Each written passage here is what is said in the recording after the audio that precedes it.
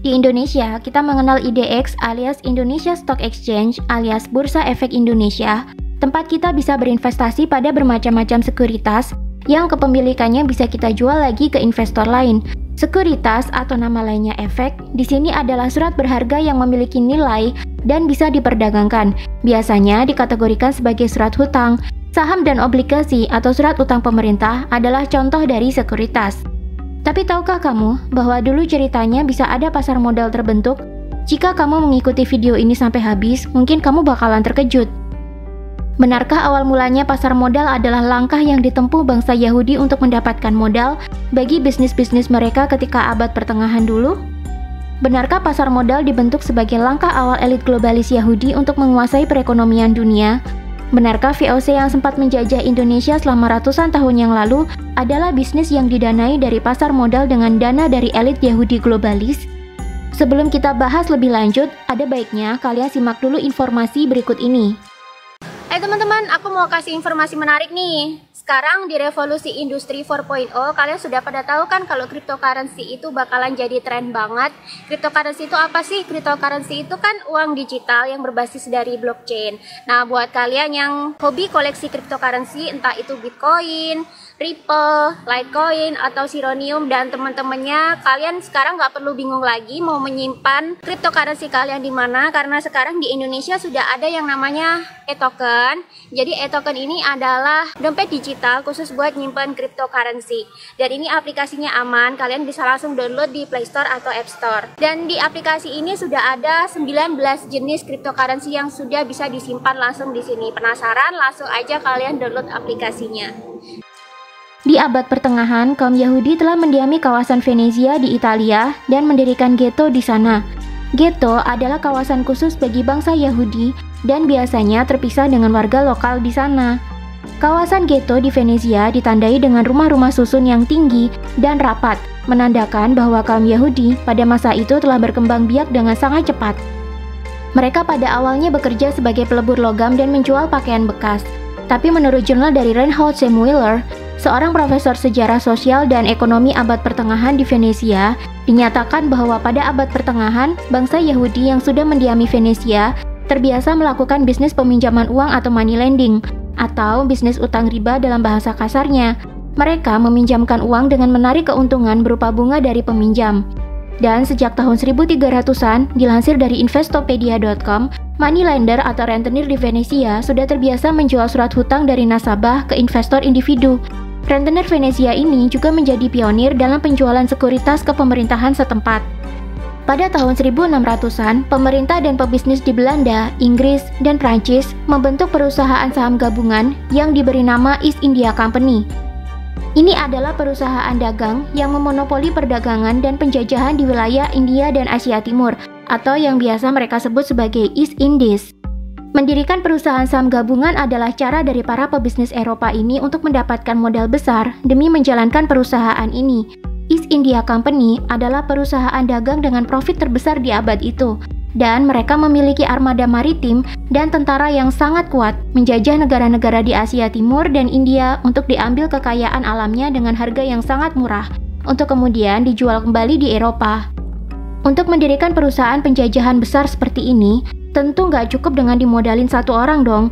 Bayangkan saja, selain pegawai kantoran, perusahaan ini juga harus punya banyak kapal yang kokoh, besar dan kuat untuk mengarungi lautan dari Eropa ke India, dilengkapi dengan armada maritim yang tangguh, dan lengkap dengan tentara untuk menjaga mereka selama di laut dan mengatur masyarakat jajahannya. Berapa kira-kira modal yang dibutuhkan? Besar banget kan? Untuk bisa mendapatkan modal sebesar itu, maka dibentuklah perusahaan saham gabungan East India Company yang modalnya didanai oleh banyak pihak. Dan para pemodal ini mendapatkan saham sebagai gantinya dan mendapatkan pembagian keuntungan atau dividen di setiap akhir perjalanan dagang kapal-kapal milik East India Company. East India Company adalah model pertama perusahaan saham gabungan, mengawali tren terbentuknya perusahaan saham terbuka atau TBK di dunia.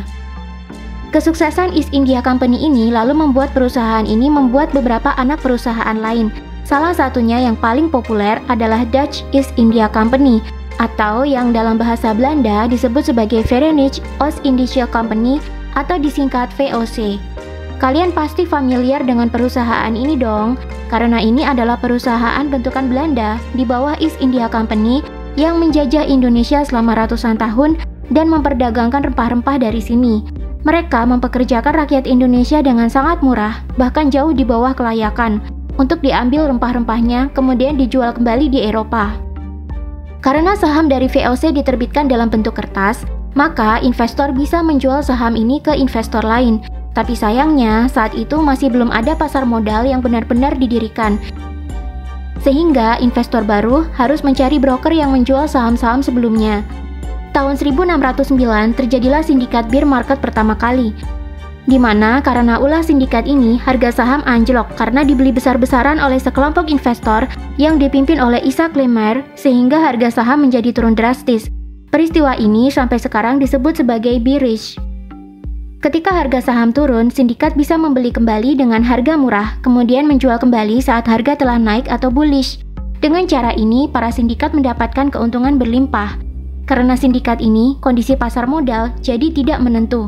Sehingga pada tahun 1688, Joseph de la Vega, seorang pebisnis Yahudi yang sukses, menulis sebuah buku berjudul Confusion of Confusions. Buku pertama kali yang menjelaskan bagaimana cara stock exchange atau pasar modal bekerja.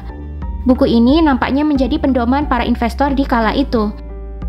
Di Inggris, saham-saham ini biasa dijual para broker di coffee shop bernama Jonathan's Coffee Shop. Dan harga saham per hari itu ditulis di sebuah papan, mirip sistem stock exchange zaman sekarang. Inilah yang menjadi cikal bakal dari London Stock Exchange yang sekarang. Satu hal yang menarik, East India Company ternyata adalah perusahaan monopoli yang di-backup oleh kerajaan Inggris. Ketika para pemegang saham mendapatkan dividen ekstra besar dari kesuksesan perdagangan East India Company, investor-investor lain pun ingin ikutan. Financial boom atau ledakan keuangan di Inggris terjadi dengan cepat karena tidak adanya aturan tertentu untuk menerbitkan saham. South Sea Company atau SSC, salah satu anak perusahaan dari East India Company, kemudian menerbitkan banyak sekali saham dan langsung laku terjual ke investor. Karena melihat SSC sukses menjual banyak saham baru ke investor, akhirnya banyak pebisnis di perusahaan Ventura, yakni perusahaan yang menampung uang para investor untuk kemudian dibelikan saham di perusahaan tertentu sebagai permodalan, menerbitkan saham sendiri, dan mulai mengklaim bahwa saham yang mereka terbitkan adalah saham perusahaan masa depan, atau saham perusahaan menjanjikan lainnya yang saking menjanjikan banget profitnya, sampai-sampai para penjual saham ini tidak bisa mengungkapkan perusahaan seperti apa itu. Alias, banyak perusahaan bodong menerbitkan saham-saham bodong dan dijual ke investor-investor baru yang haus akan keuntungan. Dan saham-saham ini laku semua loh. Tapi kemudian, ledakan finansial ini berubah menjadi kehancuran finansial atau financial bust ketika SSC gagal membayar dividen kepada para pemegang saham karena profit yang dihasilkan sedikit banget. Diikuti dengan kegagalan bayar investasi-investasi lainnya. Hal ini menyebabkan pemerintah Inggris membatasi penerbitan saham hingga tahun 1825. Hanya perusahaan yang memiliki piagam dari kerajaan saja yang boleh menerbitkan saham. Tapi ternyata, pada tahun 1792, New York Stock Exchange diciptakan melalui perjanjian Bretton Woods, sebuah perjanjian yang dilakukan para broker saham di bawah pohon Bretton Woods di Wall Street, New York. New York Stock Exchange sekarang menjadi perusahaan perdagangan sekuritas paling besar dan paling kuat sedunia. L.B. Woolfolk, seorang tokoh agama Amerika, menuliskan dalam bukunya Great Red Dragon sebagai berikut. Pada tahun 1764, British East India Company merupakan perusahaan terbesar dan terkaya di dunia. Ia merupakan satu-satunya perusahaan yang menguasai teritori kerajaan. Kemudian, sebagian besar saham East India Company dan perusahaan-perusahaan lain setelahnya yang dibentuk sebagai anak perusahaan dari laba East India Company jatuh ke tangan orang-orang Yahudi. Mereka kemudian menjadi raja uang di dunia. Sejarah belum pernah memiliki peristiwa penaklukan dengan penipuan, kecurangan, dan penjarahan yang begitu menyatu sebagaimana penaklukan India oleh East India Company. Itu merupakan contoh pertama dalam sejarah dunia korporasi perdagangan menjadi kekuatan imperial atau penjajahan, dan hukum imperialnya ditandai dengan penjarahan, penipuan, dan kecurangan yang menyifati sebuah perusahaan besar yang mengejar keuntungan dengan tanpa nurani dan tanggung jawab. Dalam buku Great Red Dragon ini juga disebutkan bahwa setelah mesin uap ditemukan di tahun 1775, hanya para kapitalis dari East India Company yang memiliki sarana untuk mendapatkan keuntungan dari revolusi industri. Mereka mendirikan ratusan perusahaan saham gabungan mulai dari manufaktur, pertambangan, kereta api, perumahan, dan perkapalan. Namun mereka menyembunyikan kepemilikannya. Masih dalam buku yang sama, Woolfolk kembali menuliskan, dalam krisis ekonomi, seringkali dibuat dan selalu dimanipulasi oleh mereka. Mereka berusaha secara sistematis untuk meruntuhkan perusahaan lawan mereka, lalu membelinya dan merampok serta menjarah pemegang saham minoritas. Sampai pada akhirnya, para kapitalis terorganisasi ini mendapatkan sebagian besar saham berbagai perusahaan manufaktur, perdagangan, dan pengapalan yang menggunakan mesin uap dengan sangat murah. Mereka memiliki sistem dan ilmu pengetahuan untuk menghancurkan perusahaan lawan dan membekukan para pemegang saham minoritas. Menurut Woolfolk, Rockefeller, dan pihak-pihak dalam industri keuangan hebat Amerika lainnya, atau orang-orang di balik Federal Reserve dan sebagainya, hanyalah merupakan agen dari para kapitalis Yahudi yang berpusat di Money Quarter of London, Threadneedle Street, Inggris, atau yang biasa kita sebut sebagai City of London. Standard Oil adalah contoh klasik bagaimana ia membangun monopoli dalam setiap bidang.